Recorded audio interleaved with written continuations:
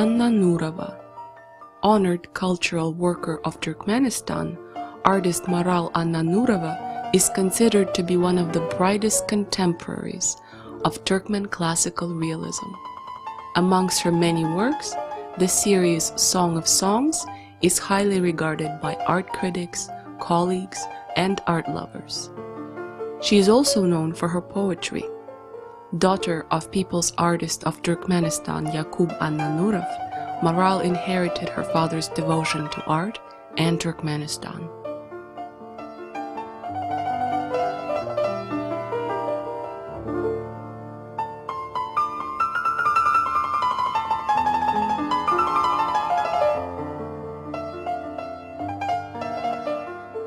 Байрамовича как художника я, конечно, узнала с самого начала через своего отца. Потому что было время, когда я приходила к отцу в мастерскую, там, за этюдником, за маслом, за красками или там еще за чем-нибудь, я обязательно встречалась с Дурду Байрамовичем. Это были чисто такие ранние знакомства. А потом так получилось, что судьба сделала мне такой подарок, мы с ним оказались, точнее не мы, а наши мастерские оказались рядом. И в день бывало, что даже по два или даже несколько раз Дурду Байрамович заходил ко мне в мастерскую. Естественно, он как художник давал советы. Но потом, видите, это человек, Türkmen'le Cahan Keşti diye söz vardı. Şu Cahan Keşti, o dünyanın katıken yurtlarının, muzeylerine aynen çıkan adam. Sonunun alıp çıkan neticelerini o teoriyle paylaşabilen adamdı. Вот человек, который действительно накопил очень много доброты, красоты, посещая вот эти музей мирового значения. Для меня это была особая школа слушать его, так как он умел рассказывать, честно говоря, мало кто это умеет. А потом мы с ним начали обмениваться книгами. Я очень люблю сама читать книги. Оказывается, этот характер есть и у Дурду Байрамовича. И как-то вот мы с ним начались обменивать хорошими, дорогими книгами, вот я могу так сказать. А потом, видимо, не знаю, у него откуда-то появилось желание нарисовать мой портрет. Какое-то вот это духовное общение нас объединяло как ученика и наставника. Вот это, для меня это на первом месте. Это самое теплое воспоминание. Он мне рисовал 2 недели, и каждый день для нас было это просто общение. Я не чувствовала, что он меня рисовал, и он не настолько, может быть, и сам волновался, но не настолько не показывал ничего. Даже там он мог какие-то сделать такие заметки. Абсолютно не ощущалось никакого, вот не было напряжения. Не знаю, мне кажется, это так естественно, вот эта естественность отражалась в портрете. В этот день, когда он закончил, он мне не сказал. Он говорит, давай завтра приходи-ка в 12 часов. Ну, я поднялась, пришла в мастерскую, и там вот огромный холст посреди мастерской. И он так срывает его мастерски, красиво. И там, естественно, сидела я, красиво нарисованный портрет. Мне это очень понравилось. Мне понравилось тем, что, во-первых, я все время почему-то думала, что Дурду Байрамович рисует крупными мазками, а мой портрет был нарисован очень тонкой кисточкой. Я даже когда он работал, смотрел, думала, а почему? Потому что я знаю, что папа работал крупными кистями, мазками, а он меня рисовал настолько тонкой кисточкой и настолько он с удовольствием рисовал. Я видела, что он хоть уставал, но вот такое вот, вы знаете, бывает внутреннее удовольствие, которое на лице проявляется как умиротворение. Вот это я замечала, вот это я замечала. Но это такие тонкости, мне кажется, это присуще таким мастерам, как Кадыр Байрамович, получать удовольствие. Ну, вот такие люди, они не будут рисовать и не будут писать ничего, если он не будет получать от этого удовольствие. Для него нет нужды делать что-то без удовольствия. Это вот мастер такой величины, который он должен получать удовольствие, а потом это удовольствие отражается на работе, а работа, естественно, на будущем, на зрителя. Durdi Bayramov created this portrait in 2013.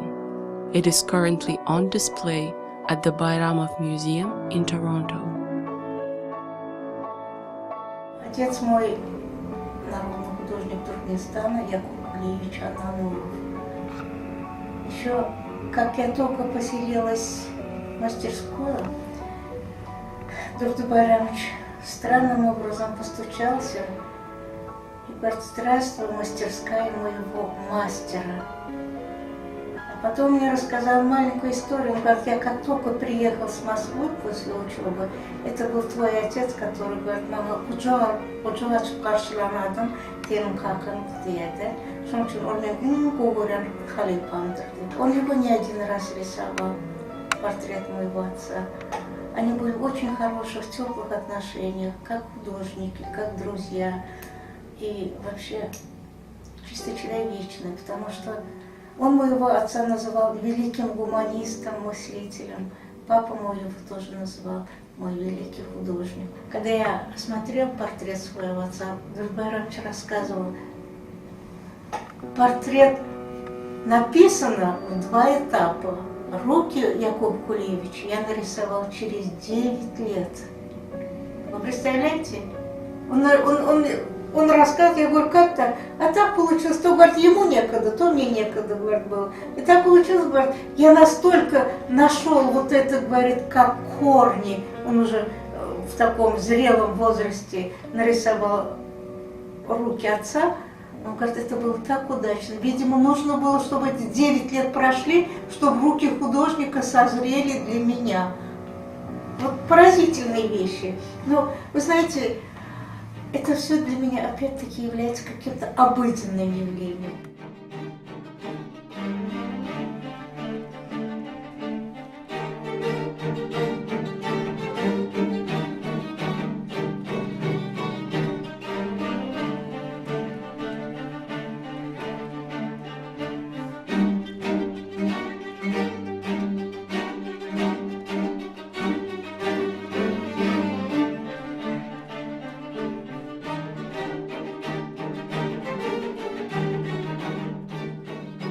The portrait of Yakub Annanurov was completed in 1998. It is preserved in the Bayramov Museum in Toronto. Когда Durdi Байрамович рисовал, было же такие эти, если я сейчас хочу прямо передо мной, он нарисовал нашу великолепную актрису Майю Амедову. И вот так получалось, что вот у него один портрет не повторял второго, даже фоном. Вот Майю Амедову он нарисовал настолько обогащенно, насыщенно национальными. Там не было вот этих курте, вот этих шай, этого всего не было. Но там настолько этнография тонко прочитывалась в каких-то маленьких узорах, в каких-то, ну, не знаю, настолько красиво, насыщенно национальный колорит. И таких работ у него очень много.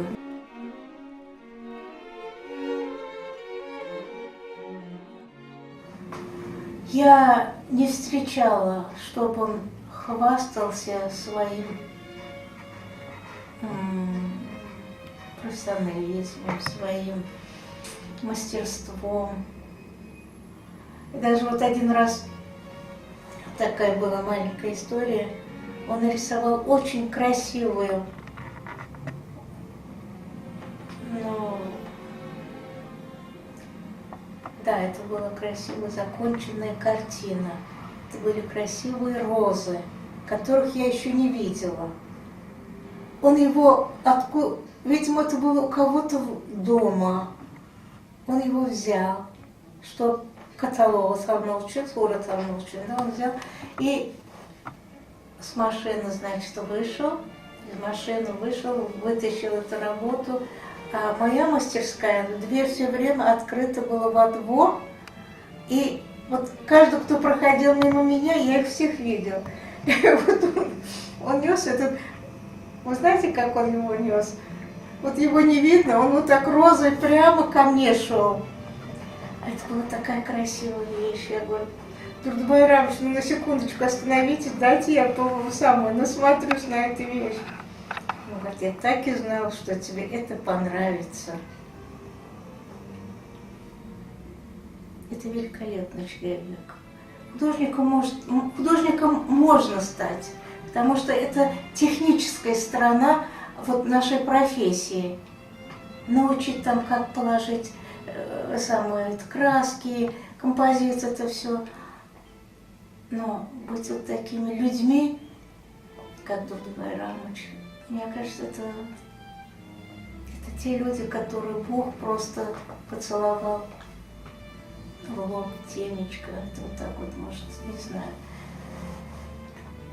Его самое, что осталось у меня в памяти, он говорил, никогда нельзя говорить о человеке, который нет рядом. Это может только великий наставник сказать. Никогда не говорите плохого, которого нет рядом. Мне кажется, вот это и есть его портрет. А все остальное это наше впечатление, которого мы хотели вот это все облекать. Не знаю. Мы тогда все время говорили о великих художниках. Вот сегодня у нас был день про Гои. У нас особые отношения были, не знаю, бывает это отношение у других, нет. Но вот сегодня мы с ним говорим про Гою. Фильм анализировали, какие актеры могли Гою создать. Конкретно его вот этот определенно гоевский стиль. Вот это настолько, вот почему это слово наполнено, я уже несколько раз повторяю, этот человек настолько наполнен вот этими художниками, этими персонажами. В любой момент, если вот с ним говорить на эту тему, он мог столько информации выдать про этих людей, про этих великих художников. А мне это и надо было, честно говоря. По любому вопросу можно было к нему обратиться, и у него обязательно своя точка зрения. С этим могут быть и не все согласны, но это настолько законченный, внутренне законченный человек, что он может сказать свою точку зрения. Это не всем удается. Книжные слова – это одно, а свое сказать, мне кажется, это может только тот, который уверен в том, что он это познал. Читать книгу – это не познавание. Это надо через себя перевести, переносить. А потом, после этого все размышляя, прийти к своему точку зрения, это может, наверное, уже, не знаю, человек с внутренним «я». Внутреннее «я» это создается после того, как ты очень много познавая, анализируя, из этого делаешь свой вывод. Вот у японцев есть такая странная философия – обмен энергией. Я как-то смотрел фильм, как старый мастер взял вот этот горшочек, который он слепил. Он сказал, вот смотрите, говорит, я вот это держу, его прохлада, говорит, охлаждает мою ладонь. Значит, его энергетика перешла ко мне. Моя теплота перешла вот к этому. Потому что в мире нет мертвых вещей. Все живое. А все живое – это то, что, говорит, душу согревает. Вот эти слова я могу сказать просто про своего наставника. Это человек, который согревает душу. А про его творчество, наверное, должны говорить очень-очень умный и тонкий искусствовед. А для меня он просто великий мастер и великий человек.